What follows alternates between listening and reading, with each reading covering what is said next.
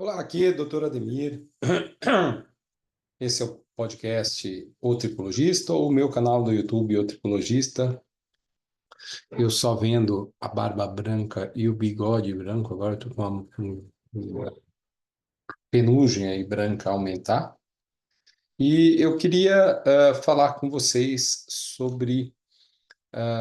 Pois é, a gente vai ficando velho. Eu estava vendo foto aí de alguns, um ano, 2 anos atrás, assim.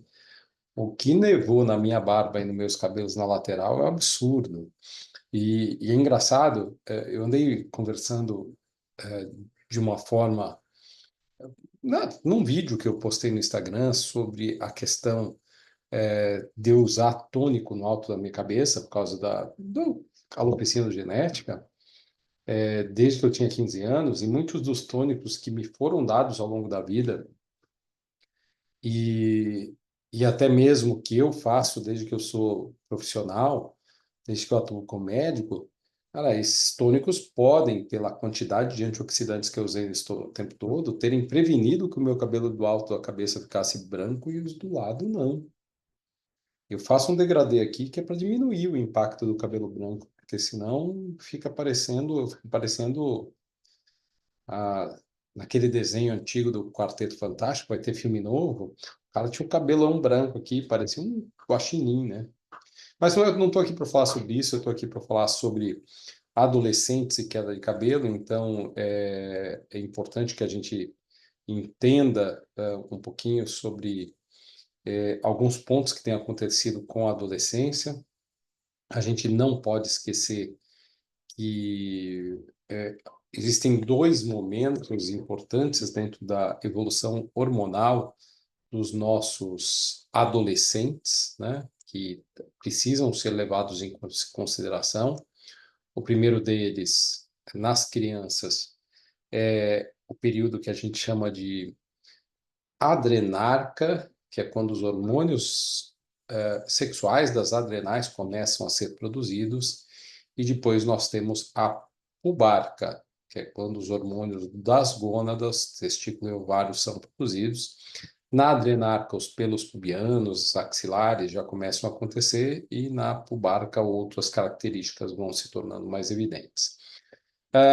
E o que a gente tem percebido, e talvez não seja uma coisa tão recente assim, até porque eu lembro de ter lido um artigo do Rodney Sinclair, talvez há mais de 8 anos, falando sobre o uso de um antiandrogênico para meninas com alopecia androgenética. Na época, o antiandrogênico era a espumactona, e a idade era muito precoce, eu não lembro se era 12 anos ou algo assim. Nos últimos anos, nós estamos vendo o- o- uma antecipação da chegada da puberdade. O que que isso tem de relevância para nós? Muita coisa, né? Primeiro, a gente precisa entender a questão que diz respeito a como o curso da nossa evolução do ponto de vista da infância para a adolescência tem modificado, como as questões de hábitos e ambientais estão estruturadas aí. E, por fim, nós não podemos deixar de valorizar o fato de que existem algumas questões que não são necessariamente palpáveis ou dosáveis dentro desse processo, mas que são culturais. Sim, a cultura tem moldado o nosso processo evolutivo. E quando eu falo de cultura, é a chegada nos adolescentes de imagens e músicas erotizantes que trazem para eles uma mensagem que vai revelando no próprio inconsciente a possibilidade de uma participação do próprio sistema psiconeuroendócrino no processo de antecipação da adolescência. E aí, gente, eu queria falar o seguinte: então, nos últimos anos, nós temos visto essa puberdade precoce e ela tem despertado a atenção de especialistas da área de ginecologia, da área de herbiatria, que é a ciência que estuda os adolescentes, da pediatria, da endocrinologia. Não apenas pelas questões que dizem respeito ao desenvolvimento físico e emocional desses jovens, mas também, e aqui entra a área da dermatologia, da tricologia, pelo crescimento da incidência de casos de alopecia androgenética em pacientes jovens.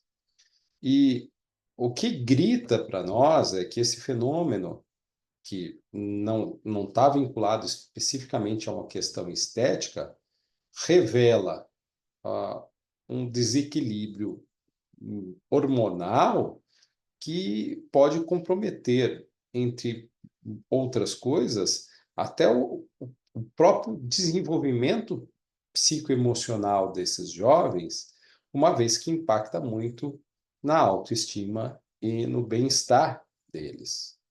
O paciente mais jovem que eu tive foi uma menina de 9 anos que já tinha sinais muito claros de alopecia androgenética feminina. Olha a questão, ela nem menstruado ainda tinha. Então, durante a puberdade, há um aumento da produção de N hormônios, inclusive os hormônios androgênicos, que são aqueles hormônios mais associados, principalmente nessa fase da vida, aos caracteres masculinos secundários e à indução, ao start de um processo de alopecia androgenética masculina e feminina, que, no caso desses hormônios, vão levando a um afinamento progressivo dos fios, uma redução da fase de crescimento do ciclo capilar, e tudo isso no correr do calendário do tempo, com o passar do tempo, se desdobra numa alopecia androgenética. Um outro ponto importante é que muitas vezes quando a gente começa a ver que uma criança, um adolescente está com o cabelo mais ralo, é normalmente pelo menos 25 a 30% do cabelo, do volume do cabelo já reduziu na área de alopecia. Então, muitos pais trazem nessa fase, ou até em fases mais avançadas, porque não estão tão atentos a isso, mas eventualmente isso é tarde demais para que a gente possa ter uma recuperação total desse cabelo. Então, o olhar desses pais e a história familiar deles é muito importante nos dias de hoje. Eu mesmo tenho uma preocupação muito grande com meus filhos do ponto de vista de desenvolver esse tipo de processo. Então, quando esse processo ele acontece precocemente, os jovens se tornam mais vulneráveis a quadros que são mais severos. E tudo isso antes de atingirem uma maturidade biológica completa, impactando muito na dinâmica de vida deles, esteticamente, mas também na confiança e na qualidade de vida. Fora isso, ainda a questão de, fora a questão de características genéticas, fatores ambientais e metabólicos desempenham um papel determinante nesse fenômeno. Por exemplo, pacientes com sobrepeso ou obesidade, pacientes que se alimentam mal, pacientes que nessa idade já têm um perfil de risco de resistência à insulina, risco familiar de diabetes, eles costumam também ser pacientes que desenvolvem um risco mais antecipado de desenvolver essa calvície. Então, olha como todo o complexo hormonal e o estilo de vida desse paciente jovem, ele pode participar desse fenômeno, né? E a exposição precoce aos disruptores endócrinos, aquelas substâncias contaminantes que estão presentes em particularmente todos os lugares, e a gente não tem como fugir delas, então, presentes em plásticos e alimentos processados, produtos de higiene pessoal, elas podem também acelerar e modificar o desenvolvimento hormonal, acelerando a chegada da puberdade, a puberdade precoce. O estresse crônico, assim como aquilo que eu já havia dito sobre peso e obesidade, que estão cada vez mais comuns na infância, e não digam que o estresse não está cada vez mais comum na infância, as crianças andam mais estressadas, seja por sobrecarga, seja porque são crianças de uma geração mais digitalizada e são impacientes, seja porque são crianças que estão crescendo com uma adicção de dopamina, porque estão sempre na frente das telas, acabam mudando o comportamento, não só do sistema nervoso, mas do sistema endócrino, inundando os vasos sanguíneos de hormônios, como cortisol, entre outros, que colaboram com o desequilíbrio dos hormônios que atuam nos folículos pilosos. E isso tudo pode levar à queda. O próprio hipotireoidismo tem sido visto cada vez mais precocemente e tem sido apontado como um fator que pode antecipar a puberdade, aumentando, então, o risco de alopecia endogenética. Olha quanta coisa! Então, o ambiente moderno, repleto de estímulos e substâncias prejudiciais, tem criado uma combinação de fatores que acelera não apenas o desenvolvimento corporal, mas também o envelhecimento dos folículos pilosos. E olha que loucura, antecipando as perdas de cabelo. E para enfrentar esse cenário, é muito importante adotar uma abordagem integrada, que vá além dos tratamentos tradicionais, tratamentos tópicos e assim por diante. Um trabalho multidisciplinar em que o endocrinologista, o clínico, o herbiatra, o, o, a ginecologista ou ginecologista, ou até o psicólogo entrem, é muito importante. A gente, do ponto de vista da área de tricologia, fica com uma limitação se a gente não estiver trabalhando com pelo menos um desses profissionais. Então, uma abordagem multiprofissional, ela é muito inteligente. E naturalmente que a busca por um equilíbrio, um estilo de vida mais saudável, acabam sendo pilares para o início de um cuidado capilar. Uma alimentação rica em nutrientes essenciais, aliada à prática de exercícios físicos, controle do tempo de tela de celular, de tablet, de computador, e o controle do estresse ajudam a reduzir os efeitos da puberdade precoce, não só da chegada da puberdade precoce, mas também o impacto da puberdade precoce em todo o nosso organismo, inclusive nos cabelos. Ao mesmo tempo, é importante termos conscientização sobre o impacto dos disruptores endócrinos, que são essas substâncias contaminantes no meio ambiente, e incentivar hábitos alimentares saudáveis desde a infância e evitar contato com produtos cosméticos, por exemplo, que acabam sendo saturados de disruptores endócrinos, criando um ambiente no corpo mais favorável a um desenvolvimento físico e emocional saudável. Então, dessa forma, a gente não só consegue diminuir a, a questão capilar em si, mas também proporcionar uma melhor qualidade de vida, garantindo que o desenvolvimento precoce desse problema não se transforme num fardo ao longo da vida. Bom, o avanço da ciência ele tem mostrado que a queda de cabelo em crianças e adolescentes não deve ser vista apenas como um problema isolado, mas como um reflexo do ambiente e do mundo em que vivemos. A compreensão de elementos hormonais, metabólicos e ambientais nesse processo é extremamente importante para desenvolver estratégias eficazes e uma melhor prevenção e tratamento. Aos pais, a minha sugestão é que tragam os filhos quando existe o risco de evoluir para uma calvície, e eles podem ser meninas ou meninos, porque hoje a gente tem visto um crescente número de mulheres com alopecia endogenética e de crianças, adolescentes, mulheres com alopecia endogenética, que tragam antes dos sinais aparecerem, para fazer uma atenção prévia a esses sinais.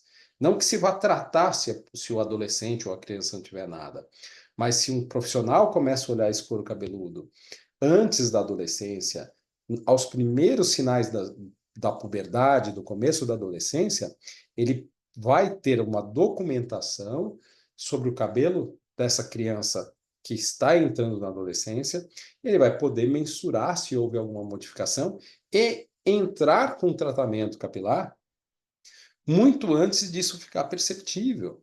Então, essa estratégia é uma estratégia interessante. Ou mesmo os testes genéticos, que poderiam entrar aqui como uma previsibilidade em crianças ainda longe da puberdade. E, naturalmente, volto a reforçar, o apoio de profissionais especializados que trabalham em áreas diferentes da tricologia, da terapia capilar, mas que possam somar, né, principalmente porque vão cuidar das principais causas, que são as questões vinculadas à puberdade, à adrenarca, à pubarca, aos hormônios, a parte clínica e metabólica do paciente, são de grande importância.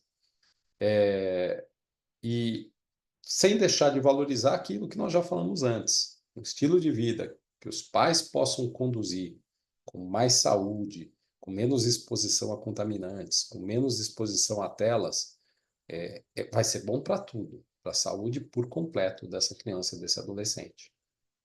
Não vai ser diferente com a saúde capilar. Os cabelos vão ganhar muito com isso, mesmo que a genética seja algo relevante para esses pacientes. Espero que vocês tenham gostado desse vídeo. É um vídeo que eu queria fazer já faz um tempo. Quero convidar vocês para acessar o portal O Tricologista, é otricologista.com. Entrem lá.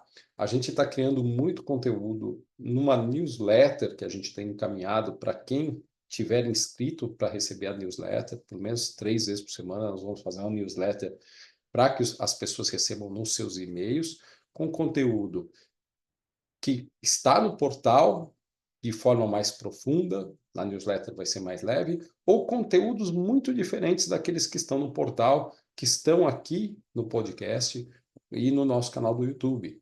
A gente quer diversificar os conteúdos, fazer conteúdos diferentes em cada uma das nossas mídias, para que vocês possam ter acesso a todas as mídias e utilizarem as mídias da melhor forma possível.